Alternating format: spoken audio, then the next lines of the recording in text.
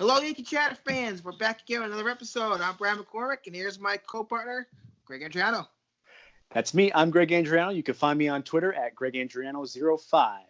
That's right. I'm Brad McCormick, as I said. I'm at Brad Chatter1. We have another episode here for you, and this one's going to be not about the Yankees, but about something that we've all been listening to for months and months and months. The Manny Machado saga is over. Finally. Rejoice. We didn't even care where he signed at this point. We just wanted him to sign somewhere, and now we can talk about it here. Yeah. So stop the presses. Manny Machado has signed with the San Diego Padres. San Diego Padres, and nobody guessed this at the very beginning. Remember, they were the dark horse that came out of left field and became the front runners very quickly, and they did. They pulled it off. Mm-hmm. So you stay classy, San Diego. San Diegans are really happy about this. Oh, yeah, San Diegoans. But anyways, so Monday, a little bit of disappointing news. I was in line at McDonald's trying to get a Shamrock Shake, and apparently the McDonald's that I go to doesn't have them. Wait, never? They just don't get them in March? Like this season, they're not going to have them. So I'm pulling out of the parking lot, and then I get Sean's text saying the Machado's going to San Diego. And I was like, could this day get any worse? But no, seriously. No, so it came out on Monday that Machado is going to sign a 10-year contract worth $300 million by the end of it with the San Diego Padres. He has an opt-out clause in the contract after his 5th year. So with that said, it was pretty clear, pretty obvious that he signed for that money. He's going to make it rain, But there was talk of him trying to maybe sign a short-term deal with the Yankees, and obviously that didn't really go through because, like I said, you show him $300 million, and he's gonna take it. So this being said, is the largest contract ever signed by a free agent sports athlete in the U.S. It's impressive. Ever. That's pretty good. I would like that. I would like that little tidbit behind my name on Wikipedia. Yeah. So, but will that last much longer? We'll get into that in a couple minutes. The big question is, Brad, are you disappointed he didn't sign with the Yankees? No. In fact, when I first heard this contract, I did the old, you idiots, you're stupid. Why would you lock up this guy for 10 years? This is why I'm so happy the Yankees didn't sign him. I don't want him for 10 years. I don't want him in the American League. I don't want him in the AL East. This is the best case scenario. Then I realized it's a 5-year opt-out. And I'm like, actually, I probably would have taken that. This is genius by the Padres GM because it's a win-win for them. Either if Machado exceeds expectations and they're winning, at the end of that 5-year deal, Machado's going to opt out because he's going to want to get more money. And Padres should probably say, thanks for everything. See you later. We have our team in full swing. They should be winning by then, and they're good to go. If Machado does not perform well, then it gets a little dicey for the Padres. We'll get into that too. But anyways, as far as I'm being disappointed, no, I was always more of a Harper guy than a Machado guy. I think Andrew Hart needs to get a little more respect than he's been getting. And I think this is only going to motivate him. So the fact that he went to the Padres takes all the disappointment away. If he went to another AL East team or another contender in the AL, I'd probably be a little jealous. But the fact that he's not even in the same time zone now, I'm not disappointed at all. For me, I've always been kind of on the fence between Machado and Harper. Obviously, I want both of them. Why wouldn't you want both of them? Right. So you gotta get them at your price. So when I heard that he was going to the Padres, I was a little disappointed. But then I saw the $300 million contract. I was like, okay, I'm glad Cashman didn't dedicate 10 years, even with the opt-out clause, 10 years and $300 million. That's $30 million a year averaged out to one player. That's an albatross of a contract. And if you're the Yankees trying to stay under the tax threshold or trying to add future contracts, this is one of those things that we have spoken about in previous episodes that could lock up a GM and prevent him from making any kind of depth type moves, which the Yankees ended up making in lieu of signing Machado. So knee-jerk reaction, a little disappointed, but overall, no, not really. with that said, did the Yankees miss out on a golden opportunity? No one was biting. It seemed like nobody was biting. I mean, here we are almost done with the first week of spring training. Games are about to start or have started, and Machado is now just being signed. Did the Yankees miss out, Brad? Well, no, you can't say they missed out if this was the contract that he was going to wait for. I mean, you can't expect the guy to take a 6-year, 220, 240, whatever the Yankees offered him, when he can get a 10-year, $300 million and never have to worry about life ever again as far as money's concerned. Okay, so I don't know if the Yankees missed out. I mean, it's not like another team signed them for less than what the Yankees could have offered. Mm-hmm. Well, I agree. I think if the Yankees actually needed a third baseman, or say they were a little premature on trading Andujar to acquire a ace, then I think they absolutely had to have pulled the trigger on this, and they didn't. And if they didn't in that scenario, then yeah, they would have missed out. But they didn't. They have the depth to cover this. They don't necessarily need. We've been saying this all along. Machado is not a necessity. He would have been purely a luxury. And yeah, the Yankees already have a lot of luxury on that team. Listen, look at the last time the Yankees gave a 10-year deal to a third baseman. How'd that work out? I mean, there's no guarantee that Machado's going to opt out after 5 years. And if it's the Yankees, he's probably not going to opt out because the Yankees are going to be winning every year. A-Rod, they had to pretty much force to leave the team and take on a different role because it just wasn't performing. And that's now don't forget, Brad. A-Rod actually opted out and signed an extension with the Yankees. He did. You're right. After that, so shame on them for doing that. But credit to A-Rod, he got his money. He did, and he deserved it. And I guess you get rewarded for what you do in the beginning part of your career. Mm-hmm. You used to, I don't know about nowadays. No. But listen, there's a reason why the Yankees missed the playoffs twice between the last World Series win and now. It's because they had these awful contracts they had to take care of. Mm-hmm. Basically, I don't know what was said behind the scenes, but Teixeira, I think, just kind of said, you should probably retire. A-Rod basically said, we need you to retire. Ellsbury, they're still dealing with. So, I mean, I'm not disappointed. I don't see the Yankees missing out at the end of the day.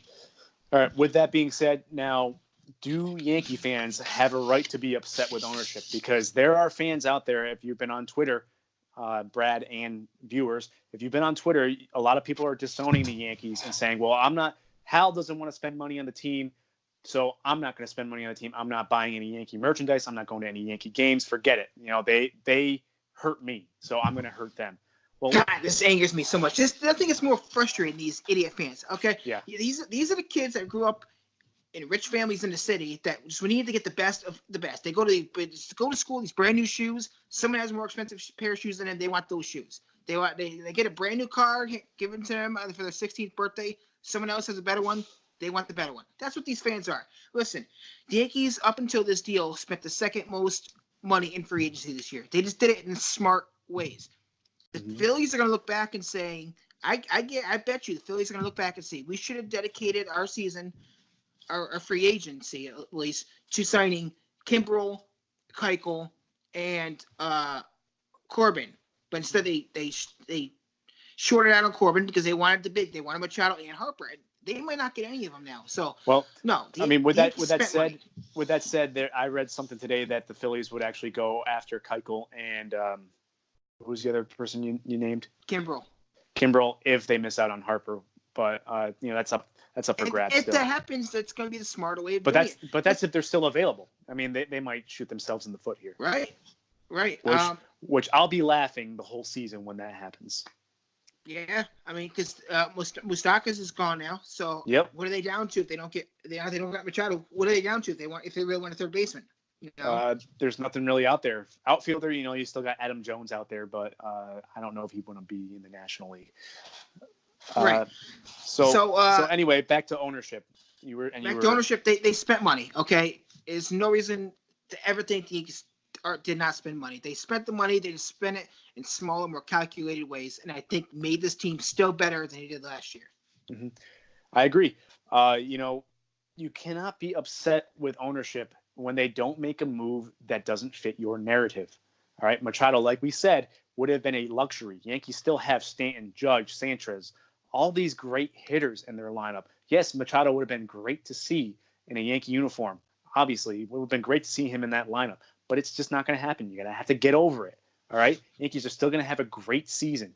And like Brad said, they made smart, smaller moves. What looks better at the end of the year? If you make a big splash on a free agent like Machado or Harper, and only Machado and Harper, and don't win the World Series, as opposed to making these small, calculated moves, bolstering the bullpen, solidifying the infield, and giving yourself depth so that if you run into an issue like last season when half your outfield gets hurt and you're starting players in the outfield that shouldn't be in Major League Baseball, and then you end up making those moves and winning the World Series, what's going to look better?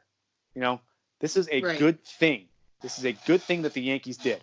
If they still go out and sign Bryce Harper tomorrow, great. They still made all these other great moves before that. If they don't sign Bryce Harper tomorrow, fine, whatever. They still have the best bullpen in the league on paper right now. They still have one of the most dangerous lineups on paper right now, provided all these guys stay healthy. And I think people are still shortchanging their starting rotation too. I don't think people are realizing. I think people are forgetting the addition of Paxton because it was so early, because it was a trade. They're not realizing adding Paxton and Happ makes this starting rotation so much better, and they're not getting credit for that. You're getting Happ for a full year this year instead of 12 starts, which he pitched phenomenal in those 12 starts or however many. Didn't lose a game. Didn't lose a game. Now you're getting a young guy, left-handed pitcher, who could be another ace. So now you have Severino, Tanaka, and Paxton as your top three starting pitchers. That's what the Yankee fans have been begging for the past 10 years. They've been wanting this, and now they have it, and now it's not good enough. So get off your freaking high horse. All right? The Yankees are a much better team than they were last year on paper. I would expect much bigger things this year from the Yankees than last year. Yeah, listen, don't get it twisted. I'm not saying I don't want Machado or Harper. I would have taken them both, obviously. Yeah. I'm just saying don't give me this crap about the Yankees not spending the money, so I'm boycotting the team. If that's how you feel, then just leave. Just go somewhere else. Be a Met fan. See how the Met fans have been feeling these last 20 years. Right. So with that said, I'm still trying to wrap my head around why San Diego. Obviously, we pointed out in the beginning of this episode, clearly about the money. And San Diego is obviously one of the most beautiful cities in the United States. So on that end, yeah, I can see why he would go there. The other promising thing that the San Diego Padres have going for them is they have one of the best farm systems in the major leagues. I think they're top ranked, if not number 2. So if these prospects that are now coming close to being in the major leagues, like Fernando Tatis Jr., and I know they got another young guy that they might be bringing up. Yeah, I can't remember his name, but yeah. I can't remember him either. But if these guys pan out and you got Machado, and now you have a young stud like Machado, who's one of the best players in the league, and you can build around him. You can cement your franchise, and you have the prospects to do it. So we talked about this before. Why aren't teams doing this? Why aren't more small market teams going after Harper and Machado and doing exactly what the Padres are doing? So this is a brilliant move by the Padres. They struck gold. They hit the lottery. It's great. I mean, adding Machado it's going to make Hosmer better. It's going to make Will Myers better. It's going to make the young players coming up better. Is Machado a leader? No. I mean, Machado is not a leader. He's not a guy that these young kids are going to model themselves after. Hosmer can do that. Mm-hmm. But he is going to make the team better. This is adding a keystone into the middle of your future that's coming very rapidly. They just need to get some pitching out, and that's the only issue I have with this contract is it going to stop them from signing other parts of the team that they need, like a bullpen and starting pitching, because that's what they need to win games. Mm-hmm. Now I don't know what we're going to find out about that. Yeah, and I don't know what their pitching prospects are like, but and I don't really know off the top of my head what the free agent pitching market's going to be next year. But it's going to be good next year. It is going to be a good next year. Okay, you got Sale, you got Cole, you got a few guys out there. Yeah, so then look to the Padres to be making some moves. If they're going to commit to this, then they need to do it next season with signing big name free agent pitchers. They might not make it to the playoffs or win the World Series this year. They could surprise everybody and play the third or second place in the NL West, because that's already a tough division. But this could be a big step in the right direction for that franchise. But the big problem is what if these prospects don't pan out? Then does this Yeah. turn into another scenario similar to Robinson Cano, which I was devastated for when he left the Yankees? Oh, I know you were. He was my favorite player. And You dressed in all black for like a month straight, Greg. I sure did. Robbie, you broke my heart. But still, he's no longer with the Mariners. He got traded after 5 seasons because the Mariners were going nowhere. Now he's a Met. Now I pity him. But the same thing happened with A-Rod after he signed his mammoth deal with the Rangers. After 3 seasons, the Rangers traded him to the Yankees. So if things don't pan out in San Diego, I don't think he finishes this contract with the Padres. I don't even think he makes it to this 5-year opt-out. No, that's what I was saying. I don't know. I definitely don't think he finishes his contract in San Diego. Either after 5 years, he's going to opt out, asking for more money, which they'll probably let him go, or before those 5 years, they're going to trade him because they know he's leaving and they're not winning. It's one of the two. I don't see him playing 10 years in San Diego. No, me neither. And this is, I think, is starting to become a big trend with these marquee free agents. These opt-out clauses, yeah. Not only the opt-out clauses, but them signing ridiculous contracts with small market teams just so they can get the money. Then after that, they don't care where they play. So Machado's going to go and rough it out for a couple seasons and play in San Diego, and he's going to get his $30 million a year. He's going to hit his home runs. He's going to hit 300. He's going to get to play third, and he's going to be in beautiful weather, and that's great for him. But I think this is a strategy by these players now. Get that money, and then down the line, get traded. You're still going to make that money. That contract's not going anywhere. And then get traded to a contender and try and win your ring. Yeah, and I don't blame them. Sounds like a great strategy to me. It's a brilliant strategy. So I wonder if Harper does something similar, and if big name free agents do more of this between now and the next collective bargaining agreement, will Major League Baseball crack down on moves like this? I don't know if they really can, honestly. Mm-hmm. What are they going to do? I mean, I don't know. That's the thing. Does MLB have the power to take out opt-out clauses? Do they have the power? I mean, the only way you're going to get around this is if you put in a salary cap. Well, remember, they do have the power to veto trades if they don't think it's fair for both teams, like the whole A-Rod going to Boston. A-Rod wanted to go to Boston, and the league said no because Texas would have been paying too much of the money. So they do have a little bit of power. Right. So I wonder if you're going to end up seeing more moves like this, and I wonder if MLB is going to crack down on it. Mark my words, if you do see a lot more of this, then I have a feeling, because Manfred is such a progressive commissioner, he's always trying to change and mix things up. He might try and crack down on this. Maybe not this year, maybe not next year, but come down the road, you'll see something from him. You know who the real winner in this whole signing is? Residents of California. They said if he stays for 10 years, he's going to end up paying California, I think, about $40 million in taxes. So wow, yeah, there you go. That's another surprise. Yeah, well, that was another big surprise for me when he signed with San Diego, because the taxes there are the worst. So now with Manny Machado signed, well, the zoo can buy a new panda now. I mean, they can buy other animals now. That's true. Get that panda birth. Gotta love the Anchorman references in this episode. So now actually not San Diego. San Diego. It's just, this stuff just writes itself. But so now with Machado signed, that leaves Bryce Harper. So does that leave San Diego out of the Bryce Harper sweepstakes? Most likely. I mean, they're not going to sign. Most likely. Philly and the White Sox won't. They've come out and said they will not go over $300 million. I would assume that since Machado got $300 million, Harper's going to want more. I don't know, like $350. Yeah. If it's 10 years. I doubt he's going to get it, but I was surprised Machado even got $300 million. Right. With the way the market was going. So it's really right now down to the Nationals and the Giants. The Giants are a late arrival to this party, but they could do it. I don't know why he'd want to go to San Francisco. That is not a left-hand hitter friendly ballpark. Just like I was surprised Machado went to San Diego. That's a big ballpark to hit in, but they're getting their paycheck. They don't care. Same with Cano going to Seattle. That's a massive. Right. That's a pitcher's ballpark. Why would someone go there? But whatever. So where does he go? Where do you think he ends up signing, Brad? Well, I still actually think that Philadelphia is more in the mix than we think. The Nationals, I heard he did not accept the Nationals offer of $300 million because $100 million of that was deferred later in his career, and he didn't like that. Wasn't fully guaranteed like he wants. Now, the Giants are interesting. Can they make a play for him? They probably can. They need outfielders, but how much are they going to spend? I honestly still think he ends up with Philadelphia. I don't think Philadelphia is going to go this offseason spending stupid money and not getting Corbin, Machado, or Harper. So I'm going to say Harper ends up in Philly still. I still think he's going to go back to Washington.